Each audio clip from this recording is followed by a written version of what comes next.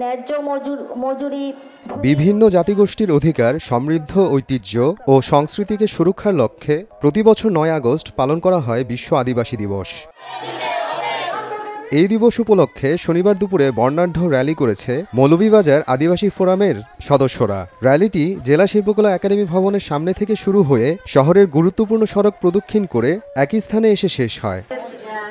জেলা শিল্পকলা একাডেমি মঞ্চে নৃতাত্ত্বিক জনগোষ্ঠীর অধিকার প্রতিষ্ঠা ও ভবিষ্যৎ গঠনে কৃত্রিম বুদ্ধিমত্তার সার্থক প্রয়োগ বিষয়ে আলোচনা সভা করা হয়। পরে বিভিন্ন জাতিগোষ্ঠীর অংশগ্রহণে সাংস্কৃতিক অনুষ্ঠান পরিবেশিত হয়। প্রতি বছর আদিবাসী দিবস পালন হলেও তাদের জীবনমানের কোনো উন্নয়ন হচ্ছে না বলে দাবি নৃতাত্ত্বিক জনগোষ্ঠীর সদস্যদের। জানা যায় মৌলভীবাজার জেলায় প্রায় 29টি ভিন্ন ভিন্ন জাতিগোষ্ঠীর বসবাস। বংশানুক্রমে যুগের পর যুগ ধরে বসবাস করলেও এখনও নিজস্ব বসতভিটা বা ভূমির অধিকার পায়নি তারা। এমনকি বঞ্চিত হতে হচ্ছে মৌলিক চাহিদার মতো বিষয় যেমন শিক্ষা, চিকিৎসা, বাসস্থান ইত্যাদি থেকেও। প্রায় 51টির মতো আমরা বাংলাদেশের গেজেটভুক্ত আদিবাসীরা আছে, যা সরকার ক্ষুদ্র নৃগোষ্ঠী বলে আখ্যায়িত করা হয়। বিশেষ করে আমরা যারা পাহাড় অঞ্চলে থাকি, আমাদের সবচেয়ে বড় সমস্যা হয়ে দাঁড়িয়েছে আমরা ভূমিহীন। আমাদের কোনো ঘরবাড়ি নেই, ঘরবাড়ি আছে থাকলেও অন্যের অধীনে আমরা থাকতে হয়। আমার নিজের মধ্যে একটা ঘর বানাবো বা একটা টয়লেট বা ল্যাট্রিন বানাবো, আমাদের অনুমতির প্রয়োজন। এইভাবে তো একটা স্বাধীন দেশের একটা মানুষ হিসাবে, আমাদের নাগরিক হিসাবে আমাদের কোনো মূল্যই নেই। স্বাধীনতার এই 53 বছরে আমরাও দাবি করে আসছি যে আমাদের ভূমির অধিকারটুকু দেওয়া হোক, কিন্তু আজ পর্যন্ত আমরা ভূমির অধিকার আমরা পাই নাই। আন্দোলন হচ্ছে, কথা বলা হচ্ছে, সব জায়গাতেই বিভিন্ন ফোরামে কথা বলা হচ্ছে, কিন্তু এটা বাস্তবায়ন হচ্ছে না। বিভিন্ন সুযোগ সুবিধা থেকে বঞ্চিত, কিন্তু বেশি সমস্যা হলে আমাদের খাসিয়ার, যেহেতু অনেক দুর্গম এলাকাতে বসবাস করে, রাস্তাঘাট এবং বিভিন্ন সুযোগ সুবিধা, স্কুল, চিকিৎসা, ডাক্তার চিকিৎসা করতে পারি না। যেমন ডেলিভারি হলে রাস্তাঘাট হয় না, যে একটা গাড়ি ফোন দিলে একটা জিপ গাড়ি কয় 2000, 2200 টাকা, 2500 টাকা গাড়ি ভাড়া আপ ডাউনে।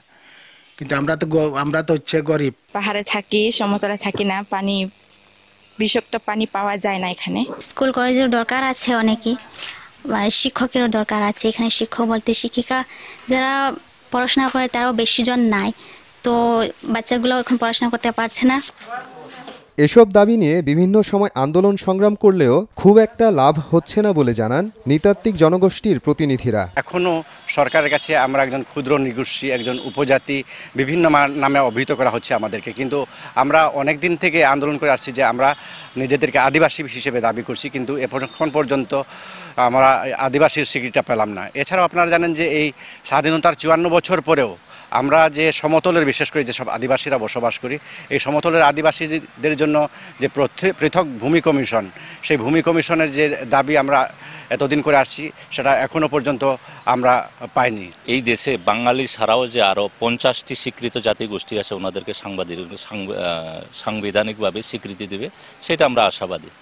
পাশাপাশি আমাদের অনেক জীবনমান উন্নয়নের জন্য আমরা সমতলের আদিবাসীদের জন্য পৃথক মন্ত্রণালয় এবং আমাদের যে বিভিন্ন ভূমির সমস্যা, আপনারা জানেন প্রথাগত যে ভূমির যে সমস্যা, বর্তমান সময়ে আইনগত যে মালিকানা আমাদের অনেকেরই নেই। অনেকে বনে বাস করে, অনেকে চা বাগানে বাস করে, অনেকে সরকারি খাস জমিতে বাস করে, কিন্তু আমাদের আদিবাসীরা কিন্তু বংশ পরম্পরায় মানে শত শত বছর ধরে এই জায়গাগুলোতে বসবাস করছে।